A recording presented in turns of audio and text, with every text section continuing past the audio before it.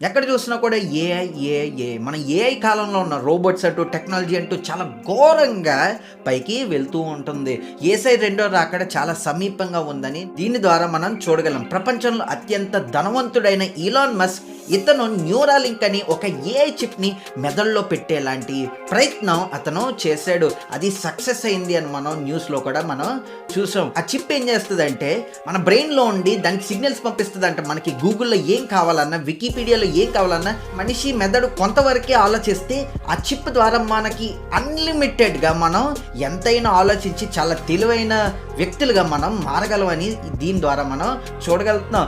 నీ మనసులో ఏమనుకున్నా సరే గూగుల్‌లో ఆటోమేటిక్‌గా సెర్చ్ అయిపోతూ ఉంటుంది. నీకేమన్నా కావాలన్నా నీకంటూ తెలియనిదంటూ ఏముండదు. నీ ఫోన్ ఇలా ముందుంటే దాన్ని ఇంకా టచ్ చేయాల్సిన లేదు. నీ మెదడు ద్వారా నువ్వు ఆలోచించి లెఫ్ట్ ఎళ్ళు, రైట్ ఎళ్ళు, యూట్యూబ్ ఓపెన్ చేయి.